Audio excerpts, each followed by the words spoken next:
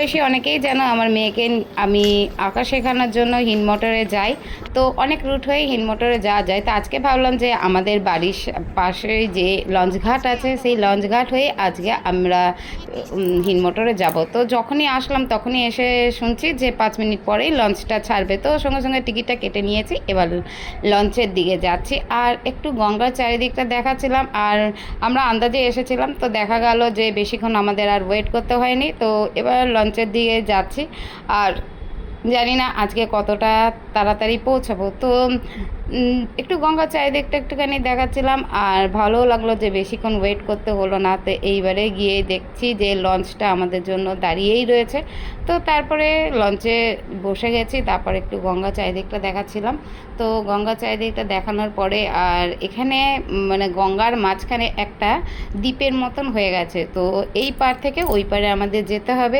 আর একটু গঙ্গার চারিদিকটা দেখাচ্ছিলাম। তো প্রায় সময় আমার মানে আমি এদিকটাতে অ্যাভয়েড করি, জলটা খুব ভয় পাই, তো তার জন্য জলটা অ্যাভয়েড করি। তারপরে একটু গঙ্গার চারিদিকে দেখাচ্ছিলাম, আর তার সাথে সাথে লঞ্চ ঘাটটা একটুখানি দেখাচ্ছিলাম। এর আগেও আমি লঞ্চ ঘাট পার হয়েছি, কিন্তু নৈহাটি হয়ে ওই পারে গেছিলাম চুচুড়াতে। তারপর কয়েকজন যারা ছিল তাদেরকে দেখাচ্ছিলাম, তার সাথে একটুখানি গঙ্গাটা দেখাচ্ছিলাম। তো আমার তো খুবই জলে ভয় আছে, কারণ আমি পড়ে গেলে আমি কত গভীরতা অনেক কিছু ভাবি। তো তার জন্য ভয়ে ভয়েই আমি মানে জলটাকে অ্যাভয়েড করার চেষ্টা করি। তবুও ভাবলাম যে আজকে এই রুটটা হয়ে যায়, দেখি আজকে কতটা টাইম সেভ হয়। তো ওই পারে দেখতেই পাচ্ছ ওইটা বাঁশবেড়িয়া ঘাট, আর আমি এই পার থেকে ওই পারে দেখাচ্ছিলাম। তারপর বাঁশবেড়িয়া ঘাটে চলে এসেছি। তারপরে এবার সবাই লঞ্চ থেকে চলে আসছিল, তো আমিও একটুখানি লঞ্চ ঘাটটা একটু চারিদিকটা দেখালাম, বাঁশবেড়িয়ার ঘাটটা। তারপরে এই পথে হয়ে এসেই সঙ্গে সঙ্গে টোটো পেয়ে গেলাম, আর টোটোয় করে আমরা এখন যাচ্ছি হচ্ছে ব্যান্ডেল স্টেশন। আর এখানে 20 টাকা নিয়েছে। আর যখন যাচ্ছিলাম খুব বৃষ্টি শুরু হয়ে গেছিলো, তো একটুখানি সাইড থেকে দেখাচ্ছিলাম যে কতটা জল হয়ে গেছে, আর বৃষ্টিও হচ্ছে।